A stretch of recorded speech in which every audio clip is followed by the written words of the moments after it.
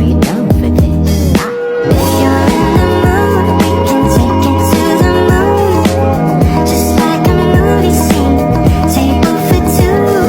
No need to be fake, I want you to stay. If you're in the mood. Assalamualaikum warahmatullahi wabarakatuh. Waalaikumsalam warahmatullahi wabarakatuh. Sebelumnya terima kasih Ibu karena sudah meluangkan waktunya untuk berkenan saya wawancara hari ini. Hari ini saya bersama dengan salah satu guru sekolah dasar, wali kelas berapa itu? Kelas 6. Oke. Sebelumnya izinkan saya untuk memperkenalkan diri saya. Nama saya Maulida Nur Hasanah dari Universitas Muhammadiyah Profesor Dr. Hamka, Fakultas Keguruan dan Ilmu Pendidikan Perguruan Sekolah Dasar.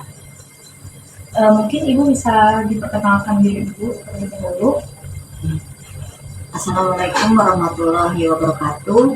Perkenalkan, nama saya Dwi Rianti. Saya mengajar di SDN Tanah Sereal 03 Tambora, Jakarta Barat. Sekarang saya mengajar di kelas 6. Oke, baik. Untuk langsung pertanyaannya Ibu, Ya, silakan. apa yang mendorong Ibu untuk memilih profesi sebagai seorang guru? Yang pertama yang mendorong saya untuk menjadi seorang guru yaitu keinginan dari diri saya sendiri untuk melihat keberhasilan anak yang nantinya keinginan itu dapat meraih cita-cita yang diharapkan. Sejak kapan Ibu mulai mengajar dan di mana sekolah pertama Ibu mengabdi untuk menjadi seorang guru? Sejak tahun 2014.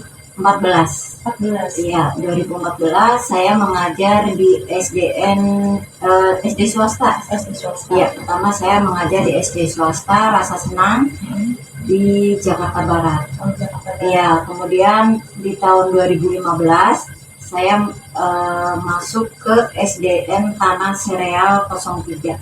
Itu 2015. Iya, 2015. Apa pengalaman yang paling berkesan selama Ibu menjadi seorang guru hingga saat ini? Pengalaman tentunya banyak ya. Banyak sekali pengalaman terutama sejak saya menjadi guru penggerak. Ternyata saya banyak sekali mendapat pengetahuan yang baru bagaimana untuk menciptakan suasana pembelajaran yang menyenangkan, kemudian metode-metode pembelajaran yang baik untuk anak didik, yaitu yang sesuai dengan minat dan bakat mereka. Itu saya temuin di saat saya belajar di guru penggerak. Apakah ada momen sulit yang membuat Ibu hampir menyerah sebagai seorang guru, Bu? Terus bagaimana cara Ibu menghadapinya? Ya, saya pernah menghadapi salah satu anak ya, yang saat itu sudah akan lulus karena saya mengajar di kelas 6. Tentunya anak itu yang pertama yaitu kesulitan dalam belajar, kemudian yang kedua anaknya suka bolos. Sehingga saat itu saya hampir menyerah untuk menghadapi anak tersebut. Kalau terus cara Ibu menghadapinya bagaimana, Bu? Saya berdiskusi dengan rekan sejawat saat itu. Kebetulan ada 2 kelas yang ada di tempat saya, dua rombel ya. Kemudian saya berdiskusi dengan rekan sejawat bagaimana untuk mengatasi anak yang sedang saya hadapi. Sebelumnya saya sudah berusaha, salah satunya dengan menghadirkan orang tua, kemudian meminta kejelasan ataupun bukan kejelasan, artinya bagaimana anak itu setiap harinya di rumah perilakunya seperti apa. Untuk menghadapi hal-hal seperti itu saya memakai beberapa strategi, di antaranya dengan cara pendekatan terhadap anak tapi tetap tidak membuahkan hasil. Kemudian setelah saya berbincang dengan rekan sejawat saya mendapatkan solusi yang terbaik buat anak tersebut. Itu kejadiannya kapan ya, Bu? Sekitar tahun 2021. 2021. Iya. Bagaimana Ibu melihat peran guru kelas dalam mendampingi siswa yang menghadapi masalah pribadi atau belajar?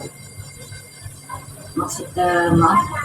Jadi gimana sih Ibu melihat peran seorang guru ini dalam mendampingi siswa kalau misalnya siswa ini tuh menghadapi masalah, entah itu masalah di rumah atau misalnya masalah di dalam sekolah. Oh ya. Ya, salah satunya saya pasti akan melakukan pendekatan secara pribadi untuk menghadapi anak-anak yang bermasalah. Biasanya saya cari-cari waktu yang pas untuk mengajak diskusi sehingga anak itu bisa mencurahkan apa yang dia rasakan. Tapi siswa-siswa apakah menjadi lebih terbuka terhadap Ibu atau malah kayak menyembunyikan gitu, Bu? Saya biasanya memakai strategi untuk menghadapi anak tersebut. Saya ajak bicara, tapi tidak mengarah ke permasalahan yang sedang dihadapi. Jadi setelah saya mengambil hati anak tersebut, baru mereka itu mau mengeluarkan apa yang ada di isi hati mereka. Berarti kayak dipancing gitu ya? Iya, saya memancing terlebih dahulu. Oke, baik. Pernahkah Ibu secara langsung membantu siswa menyelesaikan masalah? Oh, berarti tadi pernah ya, Bu ya? Iya, pernah. Oke. Terus menurut Ibu, apa hal penting yang perlu dimiliki oleh seorang guru dalam memberikan bimbingan kepada siswanya, Bu? Yang pertama itu kalau ingin memberikan bimbingan terhadap anak, yang salah satunya yaitu mencintai anak terlebih dahulu, mencintai. Kemudian yang kedua itu memahami situasi dan kondisi yang ada, karena anak tersebut tidak hanya permasalahan itu ada di kelas, tapi justru biasanya permasalahannya itu ada di internal keluarganya. Iya. Itu sangat berdampak sekali dalam pembelajaran di sekolah. Bagaimana dukungan sekolah seperti kepala sekolah atau guru lain dan juga orang tua terhadap proses pelayanan bimbingan yang Ibu lakukan? Ya, tentunya kalau kita ada masalah pada salah satu siswa, kalau memang itu membutuhkan solusi yang terbaik, kita biasanya berdiskusi dengan atasan, tentunya kepala sekolah, untuk memecahkan suatu masalah. Contohnya yang seperti tadi saya pernah alami pada tahun 2021 itu memang sangat unik sekali anak tersebut. Jadi membutuhkan pemikiran yang lebih karena itu menentukan lulus dan tidaknya anak tersebut. Ya. Jadi kita selalu berkoordinasi dengan salah satunya kepala sekolah, kemudian rekan sejawat untuk menghadapi masalah-masalah yang ada di kelas. Berarti kepala sekolah terus rekan sejawat seperti guru lain dan juga orang tua ikut terlibat ya, Bu ya? Iya. Oke. Apakah lingkungan sekolah mendukung Ibu dalam melakukan pendekatan kepada siswa yang bermasalah? Iya, pasti lingkungan sekolah sangat mendukung sekali. Di antaranya selalu mengingatkan kami guru-guru kalau ada anak-anak yang bermasalah untuk segera diselesaikan. Kalau tidak diselesaikan di sekolah, kita juga ada yang namanya kunjungan ke rumah-rumah gitu, ke rumah peserta didik yang sedang bermasalah. Jadi kita secara langsung itu mengetahui kondisi yang ada di rumah. Jadi untuk mengambil sebuah keputusan, kita juga banyak sekali pertimbangan, di antaranya ya faktor-faktor yang dari dalam rumah itu sendiri. Ya. Apakah pernah ada kerjasama antara guru BK atau pihak luar dalam menangani kasus siswa tersebut, Ibu? Kalau di guru BK nggak ada ya, kalau di sekolah di SD. Jadi guru kelasnya itu memang berperan ganda kalau di SD itu untuk menjadi guru kelas dan guru BK. Untuk masalah tersebut pastinya untuk menyelesaikan sebuah masalah, kita kalau tidak bisa sendiri, kita pasti mengajak rekan yang lain untuk menangani kasus tersebut. Kemudian mungkin dari teman-teman sejawat itu pasti punya pengalaman-pengalaman yang menarik, jadi kita bisa sharing. Apa yang Ibu rasakan ketika berhasil membantu siswa yang sedang bermasalah ini, Bu? Tentunya merasa senang, gembira. Terus yang satu hal lagi yang terpenting yaitu kita itu jadi menambah pengalaman yang baru ya untuk menghadapi siswa-siswa seperti itu gitu. Berarti Ibu turut bangga karena bisa membantu siswa tersebut ya, Bu ya? Betul. Oke. Apakah ada pengalaman emosional yang membekas saat menangani siswa dengan masalah tertentu, Ibu? Iya, emosi yang sangat membekas itu saat dihadapkan dengan masalah seperti itu sampai terbawa ke rumah gitu loh.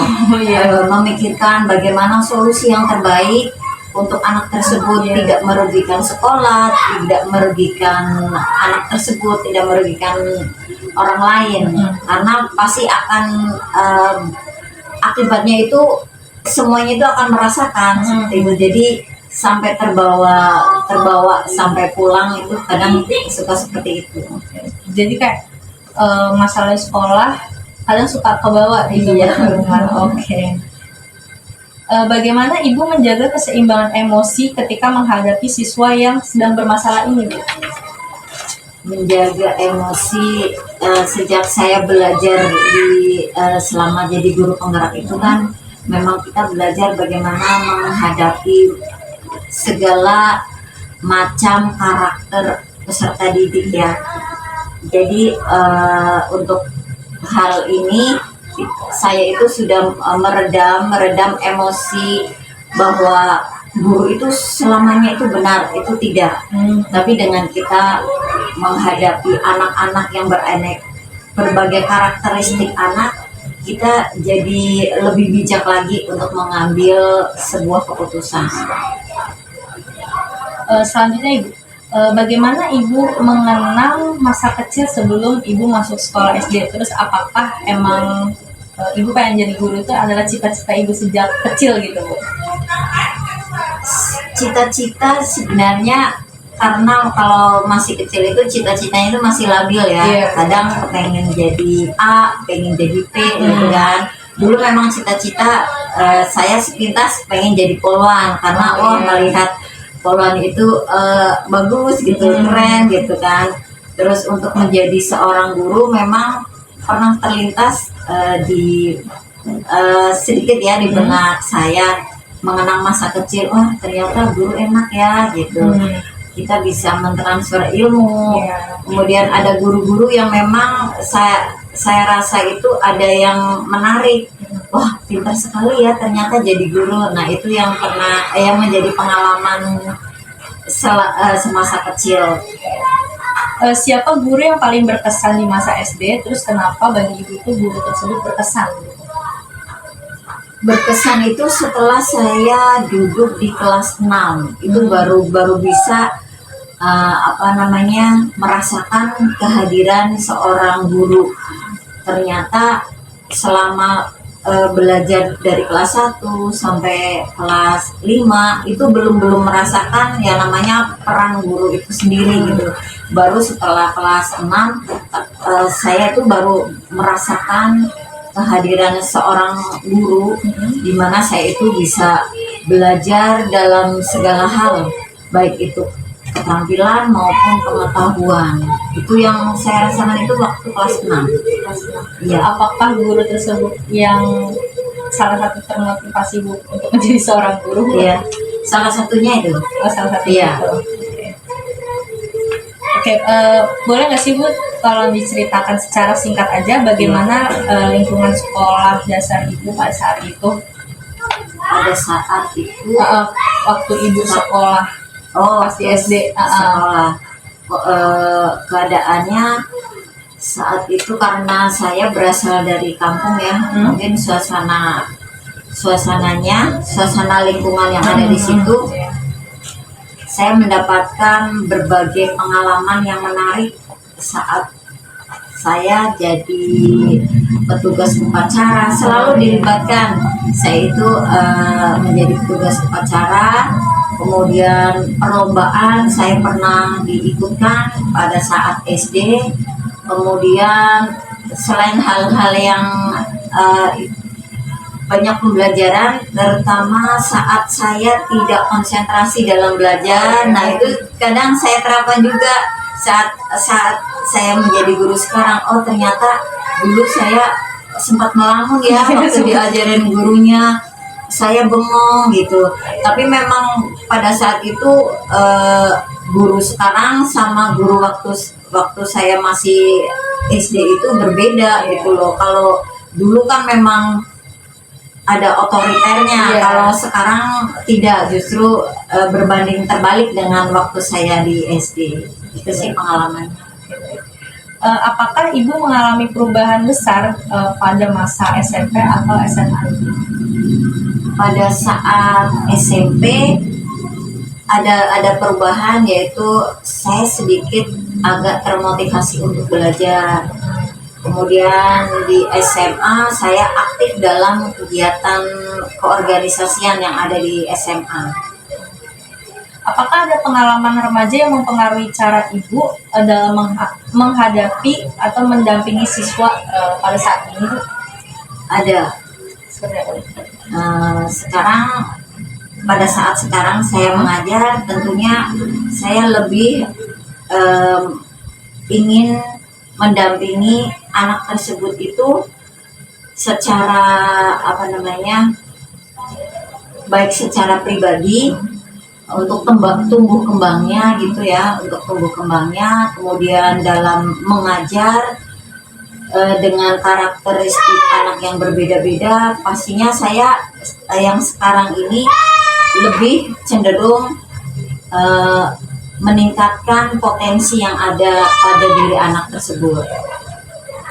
Apa jurusan kuliah Ibu yang Ibu ambil, terus mengapa Ibu memilih jurusan tersebut Ibu? Ya, pada saat saya mengajar, saya mengambil jurusan PGSD, Pendidikan Guru Sekolah Dasar. Jadi ingin lebih meningkatkan lagi pengalaman dan pengetahuan, mendapatkan wawasan yang baru untuk penguasaan pembelajaran yang ada di sekolah dasar. Saya mengambil jurusan PGSD. Tapi apakah Ibu berarti Ibu sekarang udah GR belum? Sudah. Oh, sudah ya, Bu? Sudah guru profesional ya. Iya. Oh, udah. Sudah. Berarti SPDGR. Apa pengalaman yang paling berkesan selama Ibu menjadi mahasiswa Ibu?